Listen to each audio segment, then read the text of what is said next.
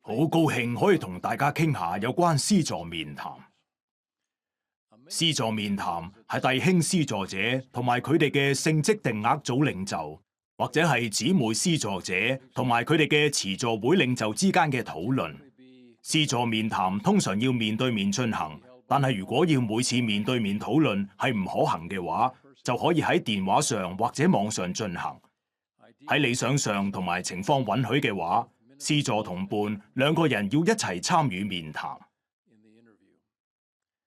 羅素納爾遜會長今朝早已經解釋，詩助面談嘅目的係要一齊商議指派嘅家庭同埋個人嘅福祉，俾弟兄同埋姊妹詩助者有機會報告佢哋所做嘅服務，係一件好重要嘅事。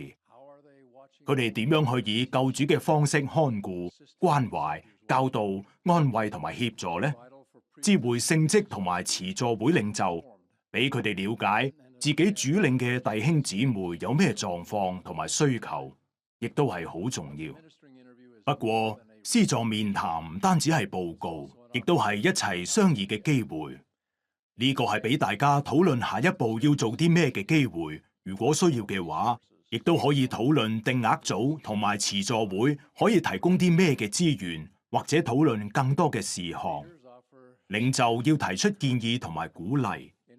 事實上，喺詩助面談當中，參與者要尋求聖靈嘅啟發，去引導佢哋嘅服務。我最近同蓋瑞史蒂文生長老同埋雷拿亞伯圖姊妹睇咗一啲影片，了解詩助面談應該係點樣。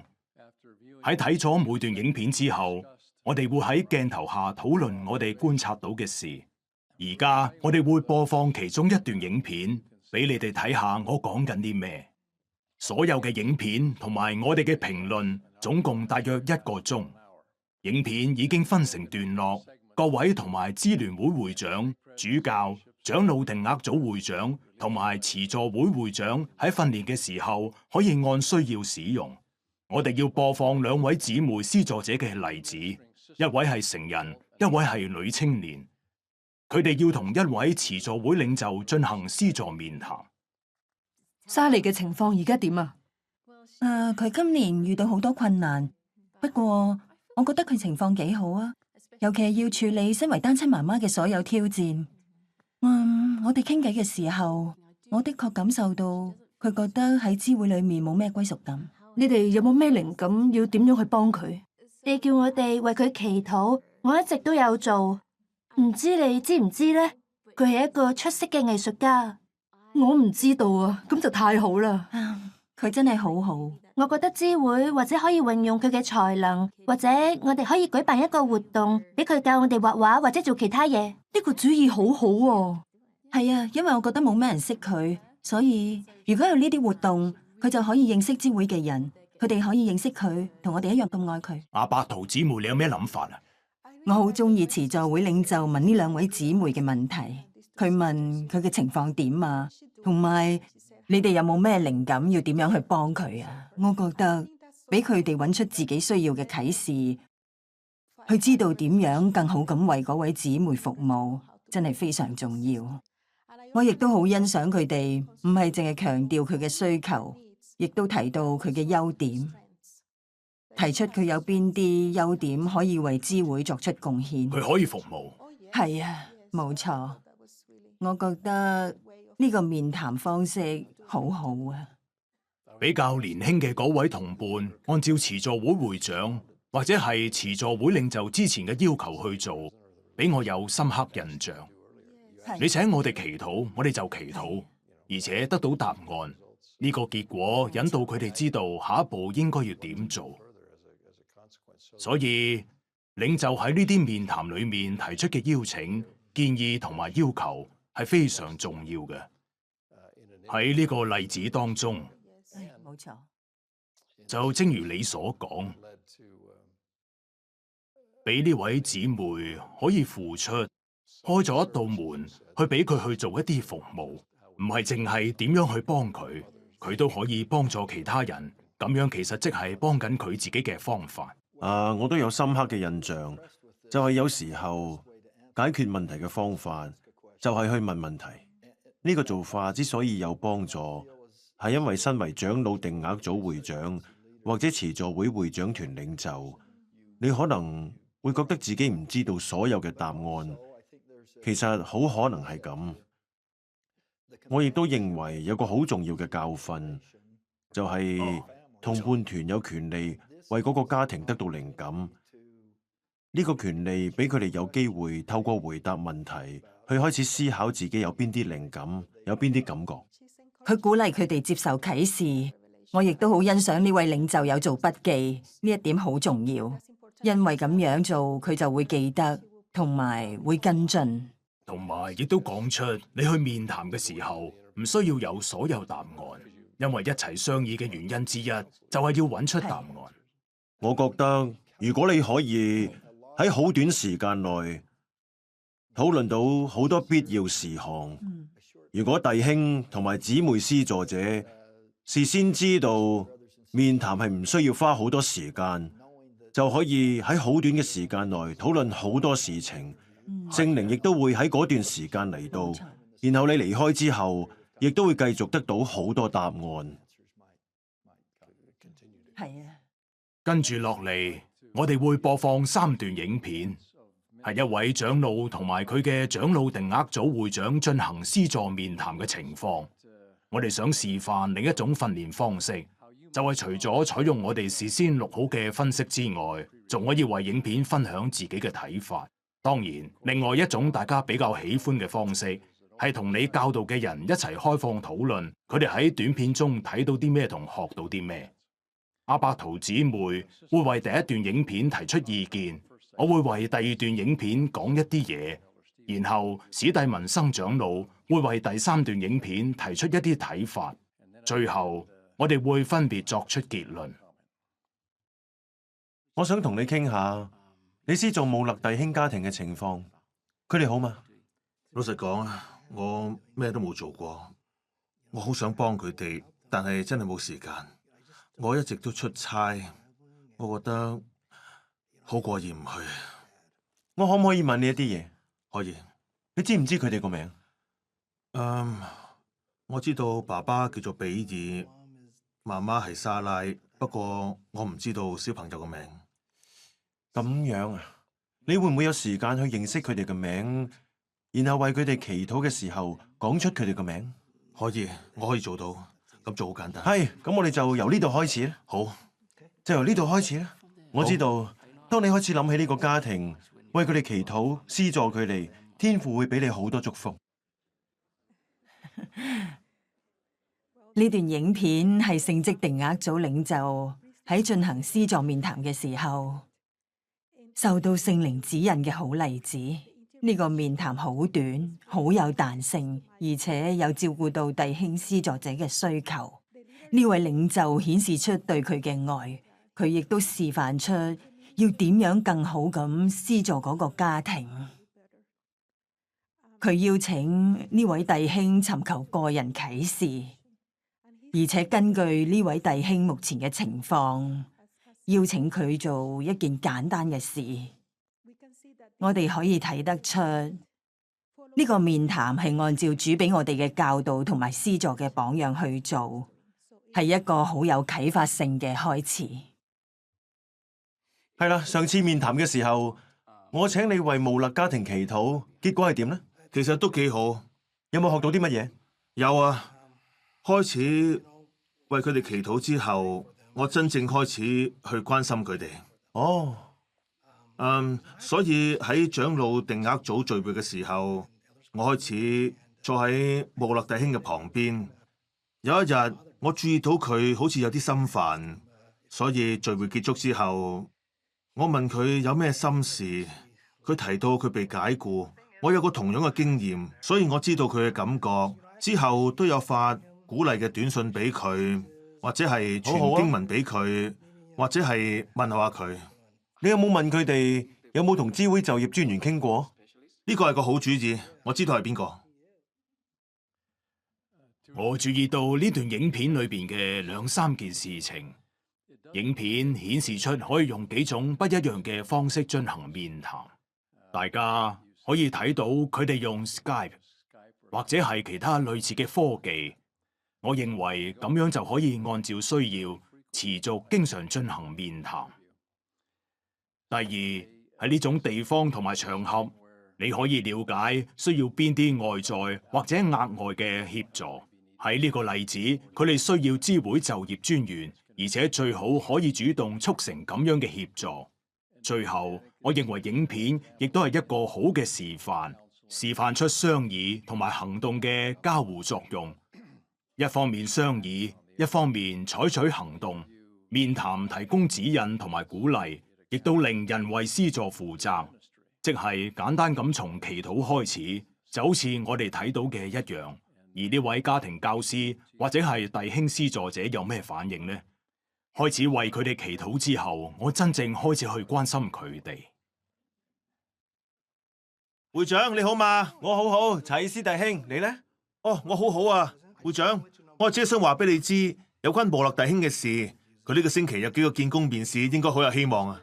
哦，太好啦！冇錯啊，我其實想同你傾下另外一件有關佢哋嘅事嘅。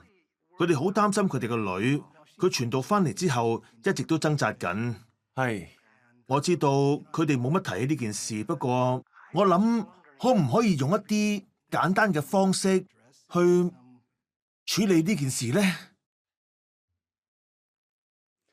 我哋都好親切咁俾呢段影片一個昵稱，就係大忙人影片，希望大家觀察到一啲事情。我要為第三段影片提出3個睇法。首先，亦都可能係最特別嘅，就係查爾斯而家唔係只係忙住做嘢，同時都施助佢受指派嘅其中一個家庭。施助面談呢個經驗真係改變咗佢。佢由忙到唔知道嗰家人嘅名，變成為熱心去施助佢哋。佢有好多進步，甚至而家會主動聯絡佢嘅聖職領袖。雖然係咁，我哋都觀察到，如果佢可以同埋同伴一齊做呢啲面談，咁就會更加好。跟住落嚟，我哋可以注意到啱啱睇到嘅面談好有彈性，可能係喺查爾斯出差嘅時候所做嘅面談。理想上嚟講，唔係所有面談都係呢種方式，但係面談可以用不同嘅方式進行。最後，各位應該注意到長老定額組會長繼續營造團結合一嘅氣氛，令佢哋都一齊獲得啟發同埋歡欣。特別係查爾斯同埋佢受指派嘅家庭之間發生嘅事情。而家我要為施助面談呢個主題提出我最後嘅睇法。我哋經常認為教義和聖約第81篇第5節完全符合施助嘅定義，就係援助軟弱的人，扶起垂下的手，堅固無力的膝。不過喺呢個忠告之前，同一節經文裏面嘅指示，似乎確切咁描述施助面談嘅精神，善盡我指定你的職責。最近，納爾遜會長喺同一班總會持有權柄人員解釋，今日我哋討論嘅呢啲改變嘅時候提到，呢個改變將會係教會嘅轉捩點。我認為要實現佢嘅願景，可能好大部分要睇下弟兄同埋姊妹施助者喺施助面談當中係唔係接受到好好嘅教導同埋去參與。正如我哋而家得知，我哋唔使提出數字，而係要提供報告。施助面談應該成為會長團會議，甚至係知會議會會議嘅討論內容嘅主要來源。我認為施助面談會成為弟兄同埋姊妹施助者發展嘅關鍵要素，亦都係佢哋施助拜訪嘅品質關鍵。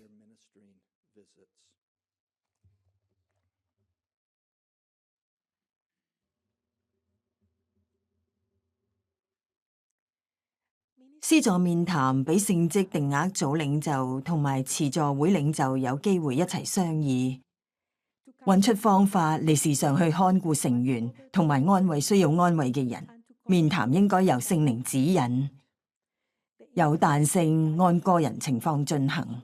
面談嘅目的係要一齊商議受指派嘅家庭同埋個人嘅優點、需要同埋挑戰。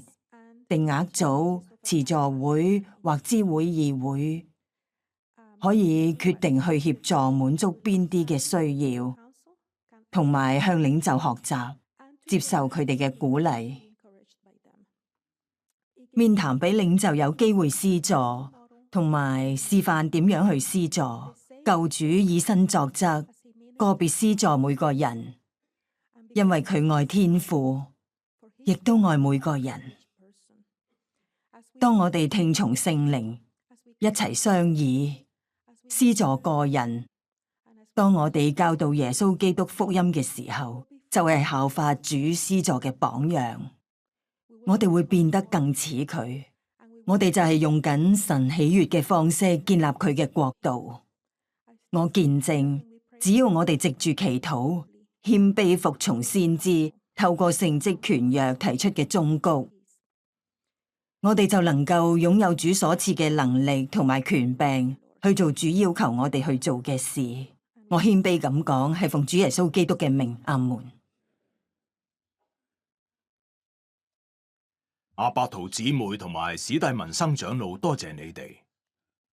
從而家起，我哋之前提及過，智會同埋支聯會每季嘅報告裏面，唔會問拜訪個人同埋家庭嘅次數，而係問喺嗰一季裏面有幾多對弟兄同埋姊妹施助者同伴團參與施助面談。施助面談嘅次數本身當然冇辦法顯示我哋服務嘅範圍或者品質。不過，如果有進行面談，真正嘅施助就更有可能發生。當弟兄姊妹能夠同佢哋嘅聖職同埋慈助會領袖定期一齊討論商議，點樣去幫助、造福受指派嘅家庭同埋個人，我哋就可以合理預期，佢哋會主要專注喺結果上，咁樣就會完成更多嘅事情。施助面談嘅頻率可能有好多變化，但應按需要同情況，經常地且適度地進行面談。一季一次係最低次數，唔係最高次數。弟兄姊妹們，施助面談如果冇定期同照預想嘅咁樣進行，我擔心我哋到頭嚟會將情況搞到更差，令到同原本預想嘅施助有落差。不但冇更多嘅靈活度同更大嘅範圍，反而變得更少。你做咗家庭教導未啊？可以改成你聯絡咗未啊？咩話？好啊，傳短信已經夠好㗎喇。冇錯，我哋可以用好多唔同嘅方法去彼此看顧同埋施助，但係只有我哋去商議有關需要同埋結果，同埋懷住目標去行動，我哋先會睇到好多施助嘅實際使用，同埋睇到真正嘅進步同埋正面嘅結果。施助面談會成為未來世世代代施助嘅品質同埋成功嘅關鍵。